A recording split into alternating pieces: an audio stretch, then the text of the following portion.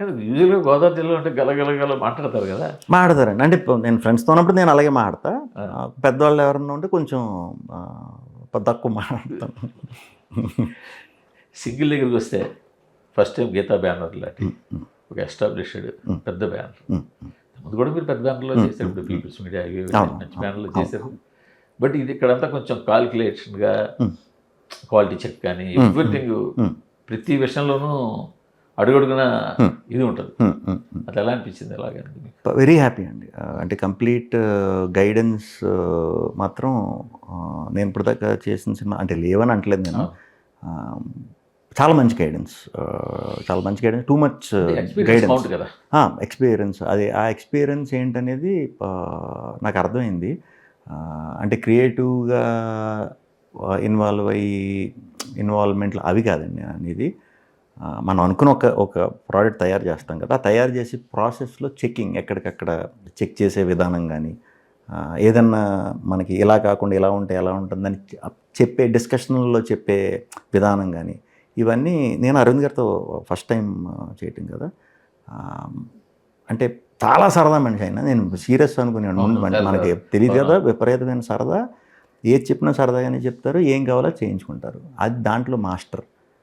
మాతో చాలా సింపుల్గా అసలు ఈ షూటింగ్లో ఎంజాయ్ చేసినట్టు మా టీం అంతా కూడా ఏ రోజు నేను ఏ సినిమా ఇంతలా ఎంజాయ్ చేయలేదండి. మాకు ప్రొడ్యూసర్గా ఉన్న విద్యా గారు, రియాజ్ గారు, భాను గారు, వీళ్ళందరూ కూడా ఎంత సపోర్ట్ అంటే, డైరెక్టర్ వచ్చేసి తమిళ ఆయన, సో తెలుగు అంత ఫ్లూయెంట్గా ఉండదు కాబట్టి ఆయనకి కావాల్సిన సపోర్ట్ టీం ద్వారా ఇవ్వటం, మాకు కావాల్సిన ఈ మేకింగ్ ప్రాసెస్లో బడ్జెట్ అని కానీ, లేకపోతే అది కానీ ఇది కానీ, ఎప్పుడు కూడా ఎంతసేపు నాకు క్వాలిటీ కనిపించాలి. వాసు గారు వచ్చేవారు మధ్యలో, ఆయన అంతే, ఎప్పుడు క్వాలిటీకి మాత్రం తగ్గొద్దు అంటారు. సో ఆ క్వాలిటీ ఫ్రీడమ్ అనేది బాగా ఇచ్చారు. దీనికి ఏంటంటే మనం మ్యాక్సిమం మెట్రోలో ఎక్కువ జరిగే స్టోరీ అండి. మెట్రో ట్రైన్ ఇది. అక్కడే మేము ఒక 25-30 days మెట్రోలోనే చేయవలసి వచ్చింది, స్టేషన్స్లోని వీటిలోని. సో అది చాలా ఫ్రెష్ కలర్ యాడ్ అయింది. సో అది ఎలాగ ఫ్రెష్ కలర్ ఉంటుంది, మిగతా అంతా తీసేది కూడా మీరు మ్యాక్సిమం కొంచెం కొత్తగా చూపించడానికి ట్రై చేయండి. ఈ సపోర్టేనండి అంతా. చాలా మంచి ఎక్స్పీరియన్స్. నాకు తెలిసి మనం ఒక పెర్సెప్షన్లో చూసుకుంటూ వెళ్ళిపోతాం. అవునవును, అలా చూసుకుంటూ వెళ్ళిపోయినప్పుడు మనం పక్కకి చూడడానికి పెద్దగా ఇష్టపడం, అసలు దృష్టి వెళ్తుంది. బట్ అలాంటప్పుడు అరవింద్ గారు లాంటి వాళ్ళు అది చాలా హెల్ప్ అయిందండి. ఇలా చూస్తే అప్పుడు మనకు అనిపిస్తుంది ఇలా కూడా చూడాలి. దాంట్లో అయితే మాస్టర్ మనకు తెలియవు, ఒకసారి ఫ్లోలో చూసుకునేటప్పుడు మనకి కొన్ని అబ్బా భలే ఉంది కదా అనుకుంటాం, కానీ ఫ్లోలో కొన్ని అవసరం లేనివి కూడా ఉంటాయి. అలాంటివి సినిమా రిలీజ్ అయ్యి ఆడియన్నే పట్టుకుంటాడు బేసిక్గా. ఈ లోపు ఆయన పట్టుకున్నాడు. అలా మంచి పాయింట్లు పట్టుకున్నారు, దానికి సొల్యూషన్లు ఇచ్చారు.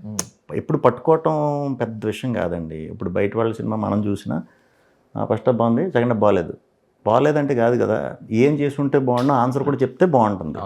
ఈయనకి అది సూపర్గా ఉంది. మొహమాటం లేదు ఫస్ట్ ఆయనకి. బేసిక్గా బాగాలేదు ఆడు ఫీల్ అవుతాడు, వాడు ఇంటికి వెళ్ళి ఏమి లేదు, ఏదన్నా ఫేస్ టు ఫేస్. లక్కీగా మా సినిమాకి 200% సాటిస్ఫైడ్ అయినా. Very happy. మీకు కూడా మంచిదే కదా. మంచిదే. మరి ప్రతి సినిమాకి నాకు ఆ గైడెన్స్ దొరకదు కదా. ఎంత జరిగినా ఏం జరిగినా థియేటర్లకు వచ్చి హిట్ అనిపించిన తర్వాత దానివల్ల ఫస్ట్ 100% బెనిఫిట్ అయ్యేది మనకే. అవునండి. తర్వాతే డైరెక్టర్, ప్రొడ్యూసర్ ఇవన్నీ తర్వాత. అవునవును, ముందు ఫస్ట్ బెనిఫిట్ అవుతాం మీదే కదా. సో అంచేది మీరు హ్యాపీగా దాన్ని తీసుకోవచ్చు. ఇటు వచ్చి ఏంటంటే మీరు మరీ విపరీతంగా అది ప్రేమించి ఇది ఇలా ఉండాలి పట్టం పడితే ఏమో చెప్పలేం, కానీ అది కొత్తలో ఉంటుందండి. అది కొత్తలో ఉంటుంది. స్లోగా ఎక్స్పీరియన్స్ అంటే కొత్తగా వచ్చినప్పుడు మనకు కానీ, డైరెక్టర్లు కానీ, రైటర్లు కానీ 1-2-3 బయటకు వచ్చేసిన తర్వాత స్లోగా అదే అంటున్నాను, ఆ ఎక్స్పీరియన్స్లోంచి మనం నేర్చుకోవాలి. కొత్తలో నాకు ఉండేది, ఇది సూపర్ సీన్, ఈయన బాగాలేదంటున్నారు. కొత్తలో చేసిన సినిమాలు బాగాలేదంటున్నారు, మనం వినొద్దు, మనం వెళ్ళిపోదాం, ఆ మైండ్ సెట్ ఉండేది. అది అన్నిసార్లు పనిచేయదు.